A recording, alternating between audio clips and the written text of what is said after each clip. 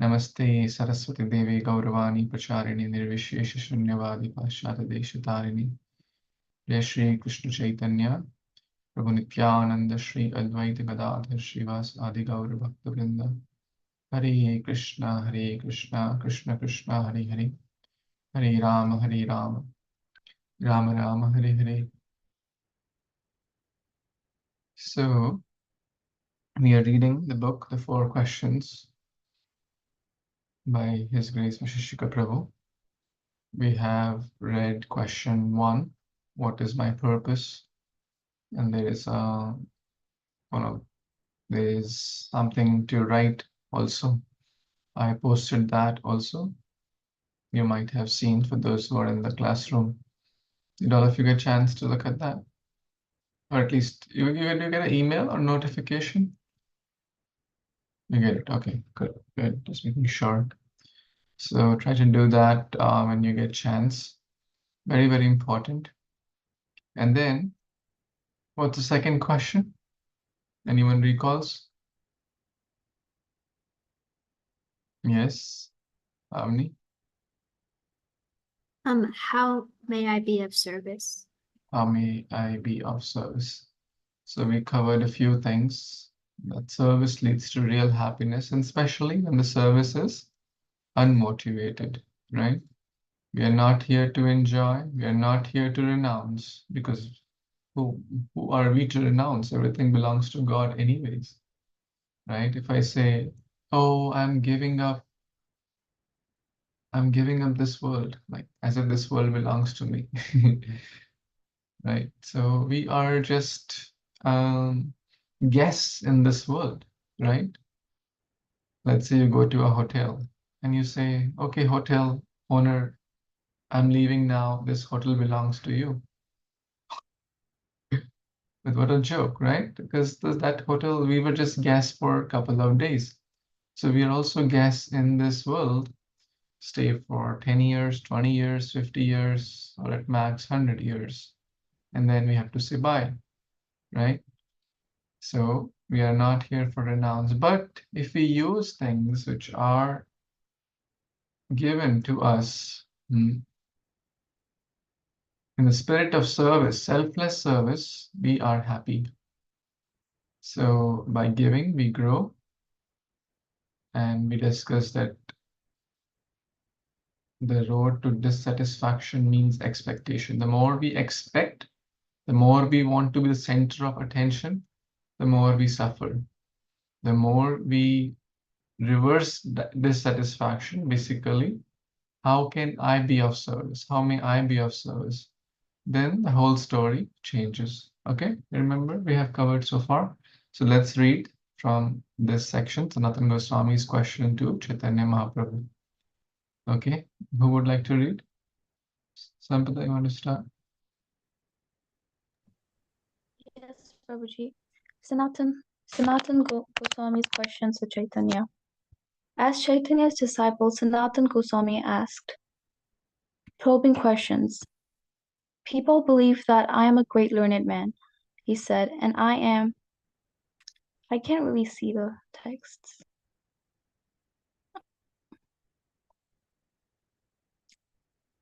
I don't know, it's lagging.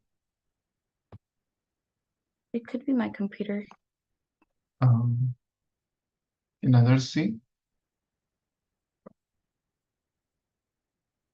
Yes, Prabhuji.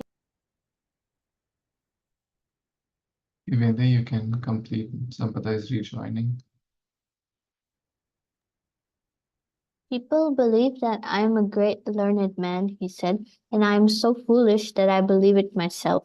But what to speak of being learned? I don't even know who I am. Who am I, and why do I suffer in material life? Chaitanya Charitamrita Madhya Lila 20.100 to 103. Chaitanya's answer is that our constitutional position is to engage in divine service because we are all parts and parcels of Krishna, as sparks are part of a fire. Just as a spark separated from a fire soon loses its glow, we living beings separated from serving Krishna gradually lose our spiritual happiness.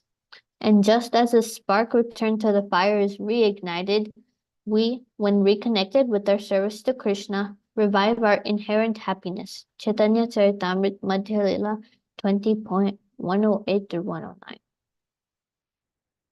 Very well. Thank you.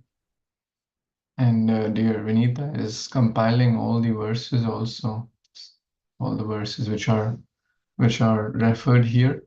So she's making a nice list so that we all can refer later and memorize some of them. So that's great service. Thank you, Vinita, for doing that. So I think the example is quite clear. When the spark is away, the spark is pointless, waste. But spark, when reignited, is inherently happy, right? Like a screw in a machine, right?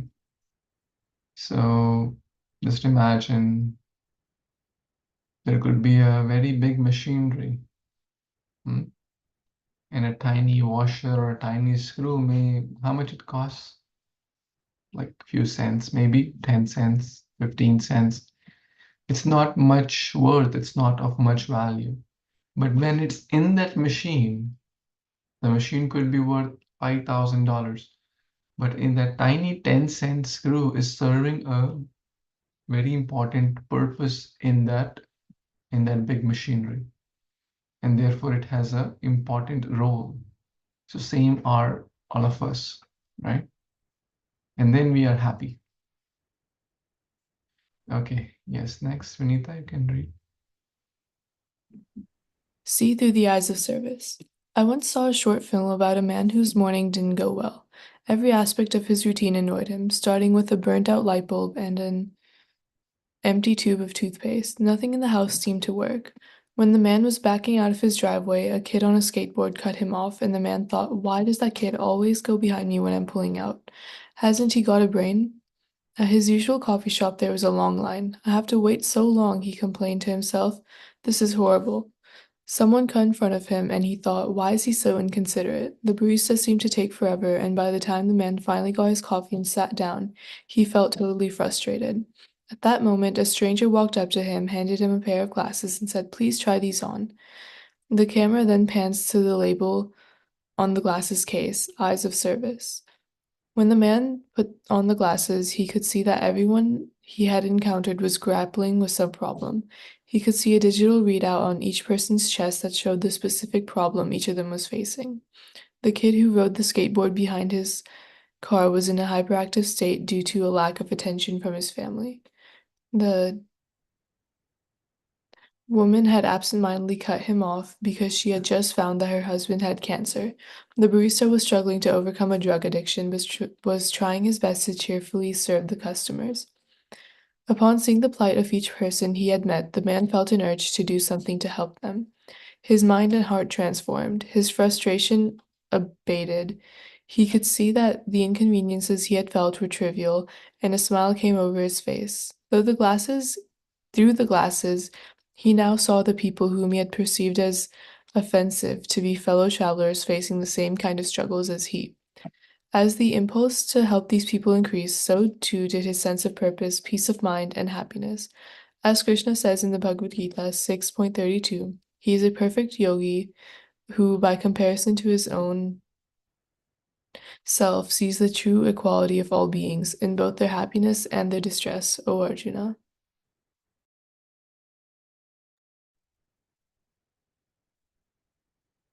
Wow, that was amazing. Like that. Any thoughts, any comments there?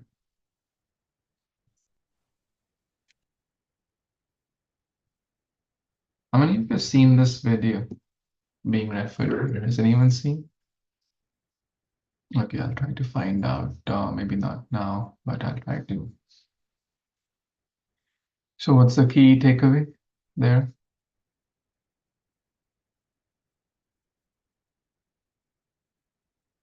Yes, Vinita? I kind of had two things that came to mind. So the key takeaway is that obviously, like, you don't know what, like, someone else is going through. So, like, you have to sort of be compassionate in that aspect. But also, I was thinking about how earlier when we first started reading, it said that like expectations are what like lead to disappointment. So like I guess like I thought this guy's problem started with when like he expected everything to work out. Like he expected the light bulb to turn on, or he expected there to be toothpaste and then it just kept like going. So I guess that's probably one of the reasons why he was so disappointed things weren't working out. Interesting, right? We always see why is someone doing wrong to us, right? But even if it was like, you know, a small thing, why is he taking why is the cashier taking forever? Why is this? Why, because why are they not serving me fast, right? But through the eyes of service or the lens of service or the lens of compassion, lens of empathy, I'm not in the world to be served, but I'm in there and I exist to serve others. The whole game will change and we'll be so happy, we'll be so considerate, we'll be so compassionate, and the world will be a much different place, right? Beautiful. Yes, Lakshay can read next. And the spark. A service attitude changes our relationship with the world. And the more we expand that attitude, the more we feel fulfilled. This is the occupation of a spiritualist, to recognize the fan and and recognize and fan the spiritual spark in others. The happiest people are the ones who empathize with the sufferings of others and who try to help them. The wisdom texts the wisdom texts say that the best way to serve others is to give them spiritual knowledge. Wow. I think all these are like just a few lines, but each line is so important. How many of you consider yourself a spiritualist? You consider yourself to be spiritualist, or you're trying to be spiritualist, right? So what's our occupation? Who recalls? We read.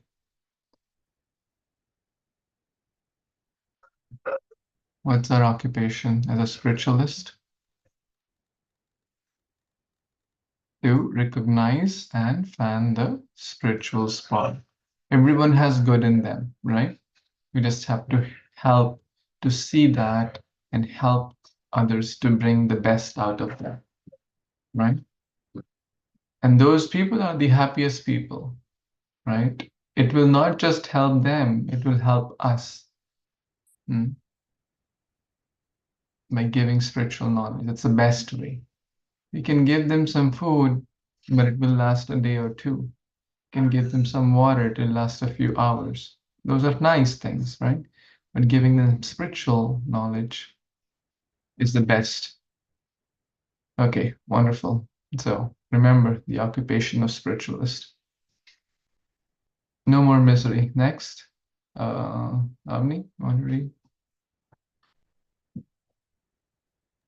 No more misery. Bhaktivinoda Thakur, a famous teacher of Bhakti Yoga, wrote in one of his Bengali songs, "When you declare yourself a servant of the Supreme, all your misery will vanish." This one line alone can change your life. As we move about the world expecting others to serve us, we feel exhausted. But when we ask ourselves, "How may I be of service?" we feel invigorated. It's uncanny how one can become happier through service.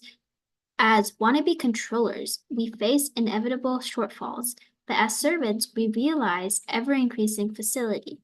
Great thinkers consistently present service as the way to thrive. St. Francis of Assisi, "For it is in giving that we receive." Mahatma Gandhi, "The best way to find yourself is to lose yourself in the service of others." Author Maya Angelou, "I have found that among its other benefits, giving liberates the soul of the giver."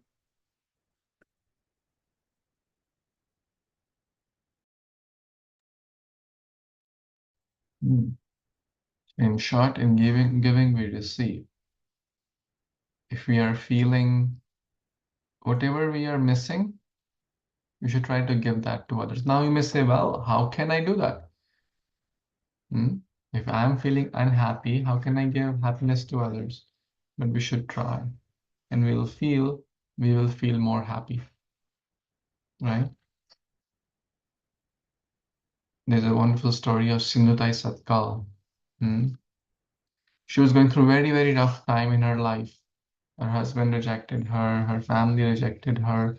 She was tortured, abused, whatnot. She was on the roads. It's a real story. But then she became the caretaker she opened an orphanage from one person to two people, and then thousands of kids were grooming under her shelter. And those kids later became in great positions. This is all real story, happened just maybe like 100 years back. And those kids are now those kids have grandkids and great grandkids, etc.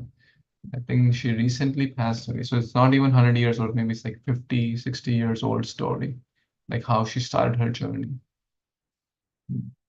So she had nothing, but she became an instrument to give a lot to many. So it's doable, and that becomes the source to happiness. So whatever we know, whatever we have, we must try every week, every day, try to do one act of selfless service.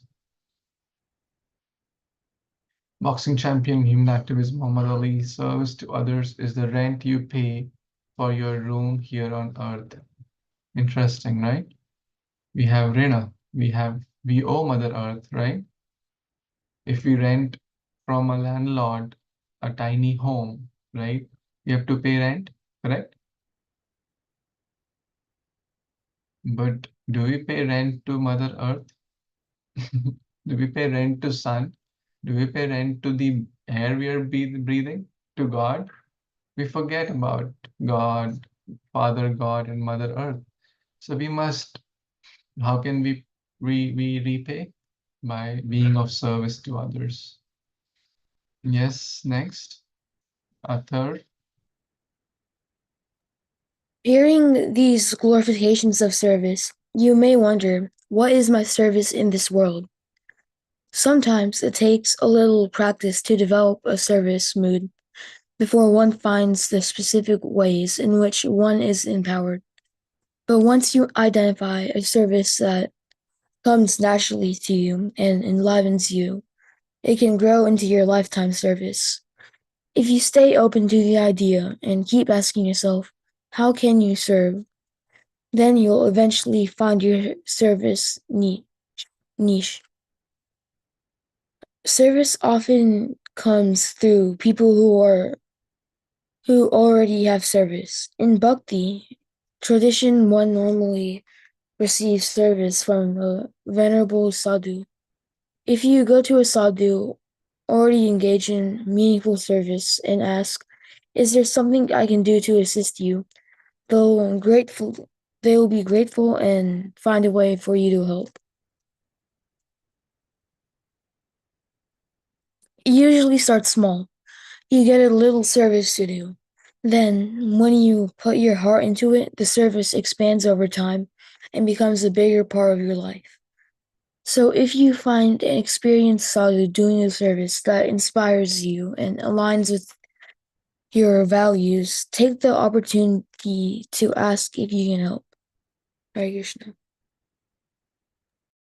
Thank you, Athar. Right? This is very practical. And I think we all should kind of reflect upon it. What service inspires us, right? And what service aligns with our values, right? I mean, there could be a lot of services like people may be doing, but some maybe not be aligned.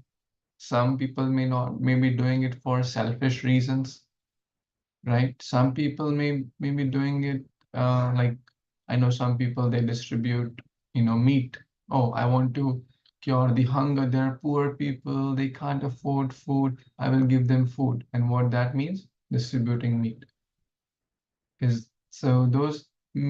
person may think I'm serving, but actually we know from spiritualist it's not aligned with our values, right?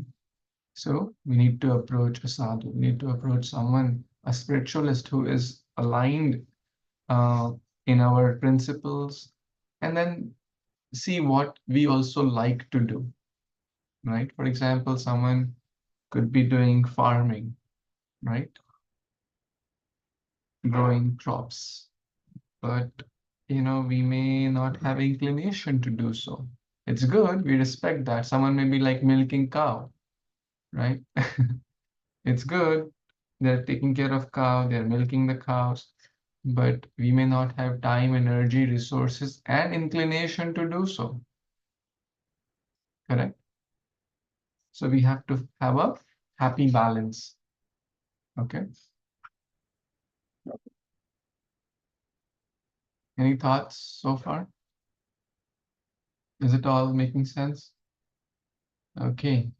New answers. Yes, Karina, you wanted to read. You want to read this? Who has? Are you talking to me, Prabhuji? Yes. Somehow your voice is a little low. Please try again. Can you hear me now, Prabhuji? Yes. Better. Thank you. Shall I start reading? Please. Okay. Nuance of service. But won't we become everyone's doormat if we're always just trying to serve? Won't people just walk all over us? No. Having a service attitude doesn't mean that we should just bend to everyone's will and allow them to take advantage of us. But it does mean that we should use our intelligence to discover how we can improve any situation by being service-minded. What's more, we are not obligated to serve those who are simply out to exploit us. In this matter, discretion is the part of valor.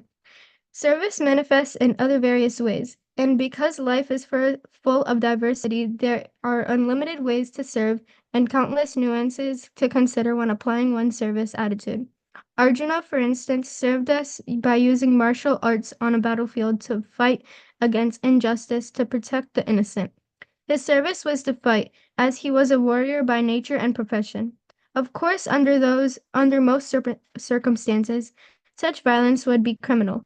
But the message of the Gita is clear. Everything can be used in service. What's more, Krishna says in the Gita that even the slightest gesture made in service to the Lord is potent. It all boils down to motive. The fulcrum of power lies in our intent. Sometimes we may feel that our service is insignificant, that it isn't enough.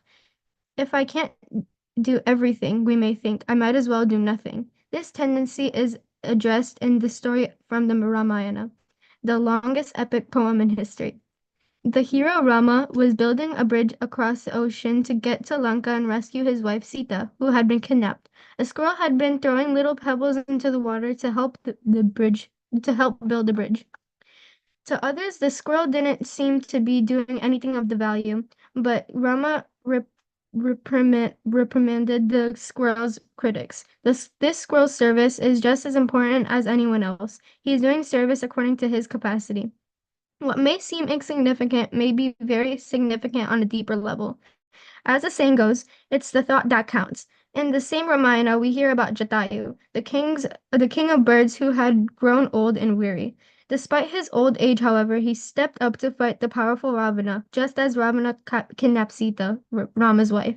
Jatayu was obviously no match for Ravana in physical strength. But even though Jatayu died in the fight, Rama so much appreciated his service that he personally performed Jatayu's last rites with deep affection and gratitude. Hare Krishna. Thank you. Any thoughts? Any takeaways anyone has? Sampada, what are your thoughts on this subject?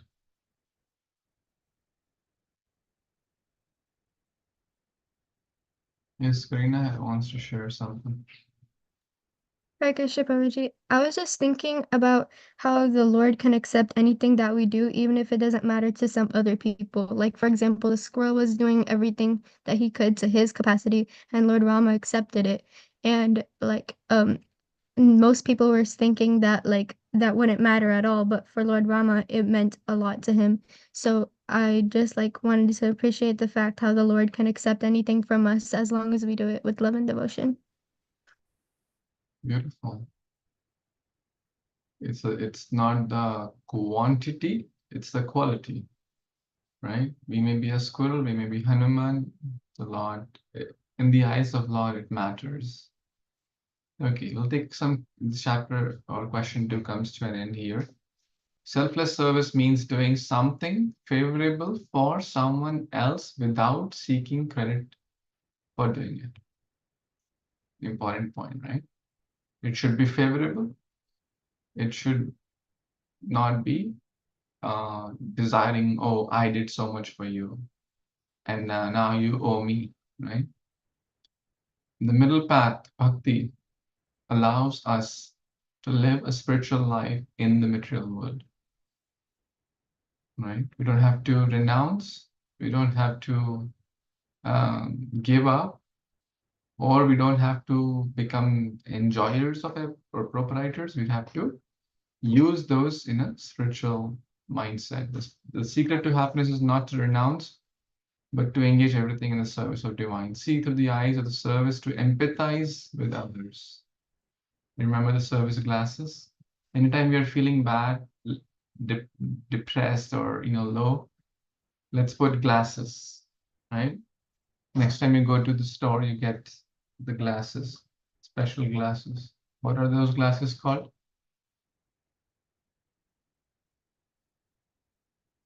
Yes, Vedi? It was like glasses of service, eyes of service, something like that. Yes, selfless service or loving service, compassion, empathy. We most often get meaningful service through people who already have such service. Okay? There's a lot of service in ISKCON to be done. All of you are engaged. If you don't have, I'm happy to share things with you, or some other devotees can share, whatever inspires you. All of you are very intelligent and thoughtful people. Fan the spark, give encouragement or appreciation to someone, write down how it makes you feel. Perform an anonymous act of service for someone, no matter how small, remembering that an essential element of that service is to not seek credit for doing it. Will everyone try it?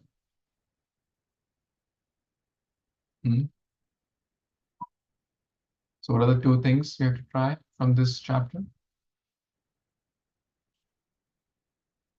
Yes, Vedi? You have to try to do like an anonymous act of service and then write down how it makes us feel afterwards.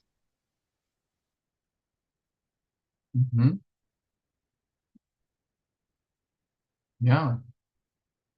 And what's the second one?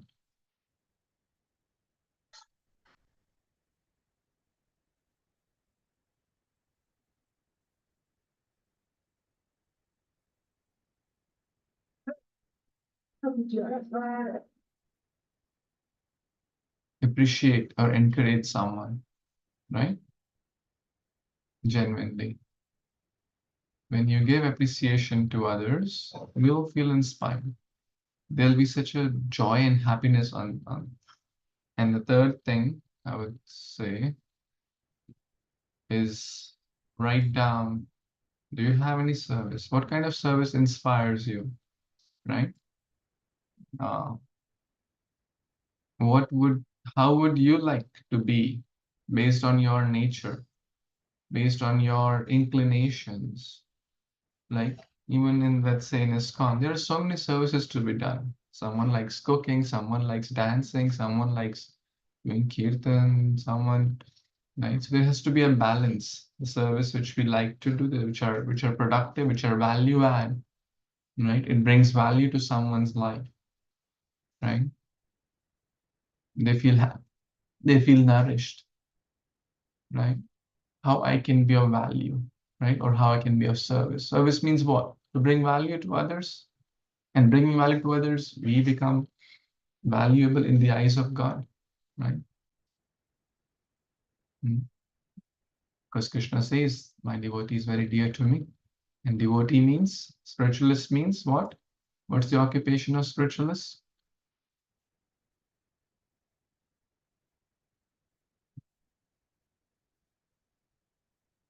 What's the occupation?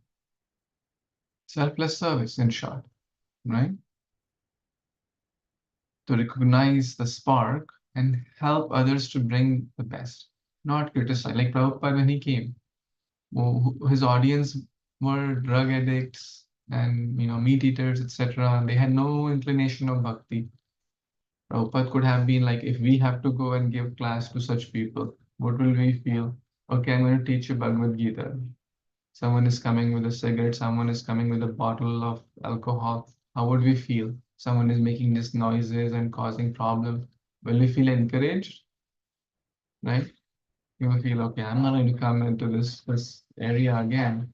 No, but Prabhupada saw they had some spark, and the spark. Prabhupada, could have just gone back and no, it's not working. But he had faith in Guru's order, in Krishna's order, and he did his best, and then rest is history. Okay, so we'll do that. Now we come to question 3. Instead of asking why me, why am I victim, ask what is the lesson. Has anyone been through that?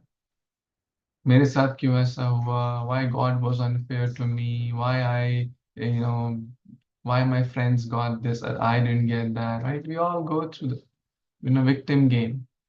When you engage in this practice, you have to ask, what's the lesson? That's the third question. You'll find your intelligence will be divinely empowered to find the lessons in life's game. God is trying to teach us, Krishna is trying to teach us through those episodes, but rather trying to learn, we should not complain. I mean, we're not saying why, like let's say someone lose a dear one, it's certainly tough. Someone lost in the exam, it's certainly tough. Someone got a health crisis or finance crisis or family crisis, it's tough.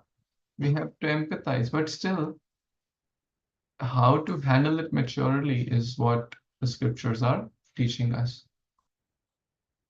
Okay. Let's read this. Who would like to read? Yes, ready? Question 3. What is the lesson? The world often moves in ways contrary to our plans. We may have an idea of how things should go. We may even do everything required to make them happen. Still, we meet with reversals. When things go wrong, rather than ask, why me, and dig oneself into an ever-deepening hole, we can instead ask our third question, what is the lesson? It may not be easy. Your mind may balk at asking this question and default to the easier role of being a victim and becoming morose. To consistently ask what is the lesson requires practice, diligence, and an introspective attitude. We humans are designed to learn from experience, so it's not only possible but natural. What's more, the search for lessons brings meaning to life. We come to see how so-called reversals of fortune, even calamities, can be blessings in disguise. By asking this third question and looking for the answer, you can rewrite your mind's tendency to take false shelter of victimhood and instead transform the experience into an opportunity for learning. Very powerful, huh?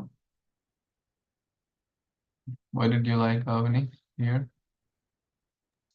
I liked how it was like telling us to like stop victimizing ourselves in certain situations and change it into an opportunity to improve ourselves. Yeah. Can anyone share an example where you could have applied or you applied this or you could have applied things didn't go the way things went wrong? Anyone? Yes, Vedi? So Avni and I are in the same level of Spanish. We have been. So she and I, whenever we had a test last year, um, if she got like, if she made like a 96, and then I made like a 94 or 95, like 1 point lower about, I would be like, why did I not do as good as she did? Like, and then I realized I should probably have studied more, maybe. And it happens to her too. Like I would do better than her sometimes, and then she'd be like, "Well, you didn't study as much as I did, so why did it happen to me?" But yeah, there's quite a few lessons I could have learned from that whenever that happens. Interesting, right? You know, being a victim, I think we discussed in the Gita class also, right? Changing paradigm. You remember in chapter 1? Learn to change the paradigm instead of why things didn't go well, why this, what's the lesson? What can I do now? Right? That's actually the next question. How can I invest my energy now? Where am I investing my energy now? Because if we say, oh no, she was bad, he was bad, my parents didn't help me, my circumstances, the weather was not bad, that's why I screwed up my exam. Oh, I got late, my pencil was not working, my pen was not working. Oh my God, we will have thousand reasons to complain. But those who are looking for opportunities, they will have one opportunity and they'll success. It's like you get what you look for. If you look for reasons to complain, God will give us thousands. If you're looking for reasons to do it, we'll have one reason and we'll just hold on to that. Wonderful. Okay. Oh, so your attitude determines your altitude. So beautiful. Who wants to read this? Yes. Avni? Yeah, please. Your attitude determines your altitude. Austrian neurologist, psychologist, philosopher, and author Viktor Frankl, who was imprisoned in concentration camps and whose wife and family were killed by the Nazis, wrote, "Everything can be taken from a man, but one thing, the last of human freedoms, to choose one's attitude in any given set of circumstances, to choose one's own way. What an uplifting approach to life."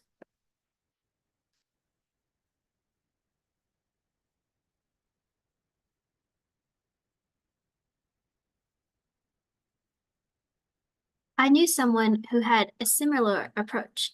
Bhakti Tirtham Swami was a vibrant and charismatic monk, teacher, and leader who spent decades traveling the world and touching countless lives with his words and example. In 2004, he was diagnosed with an acute form of melanoma cancer, and despite all efforts, his condition soon worsened. In his final days, his body was ravaged. He had a broken collarbone, pervasive tumors, and his leg had to be amputated. He was so weak that he couldn't even turn over in his bed without help. But despite these dire conditions, he sought the lessons to be learned from this experience and grew. Sharing profound realizations from his bed, he gave inspirational classes to thousands. And at the peak of his illness, just before passing away, he spoke this prayer: "I can understand, dear Lord, that you have blessed me so much by giving me some tangible experience of illness and helping me transcend my bodily consciousness. Because I am now submerged in bodily suffering, I can better perceive the unlimited tricks of my false ego.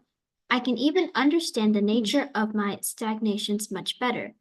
I beg you, dear Lord, even if it means increasing my bodily discomfort, please do whatever is necessary to help me become a better servant of you and your servants."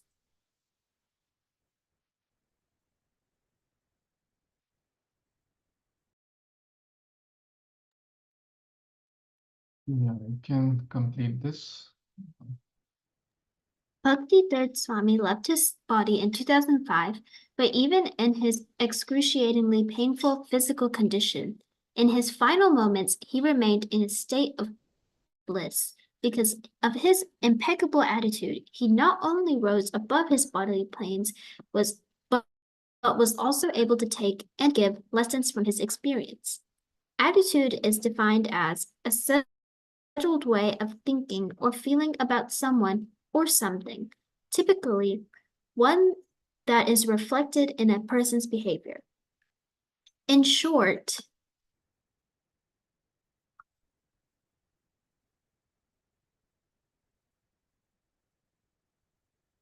our attitude leads to our behavior. People who learn to adjust their attitudes rise above whatever obstacles might seem to be in their way and often surpass whatever goals they had imagined. Baseball pitcher Jim Abbott was born with only one hand. As a boy, he was rejected by coaches who didn't think he could play. When he complained to his father, however, his father replied that the reason why he wasn't accepted by coaches wasn't because of his physique, it was because he wasn't good enough at baseball. In response, Abbott figured out how to maneuver his glove so that he could both pitch and field the ball, and he practiced until he got good enough to make a team. In college, he was named the nation's best amateur athlete. As a major league professional, he threw a no-hitter for the New York Yankees and went on to have a successful career as a motivational speaker. Interesting. Any thoughts on this section?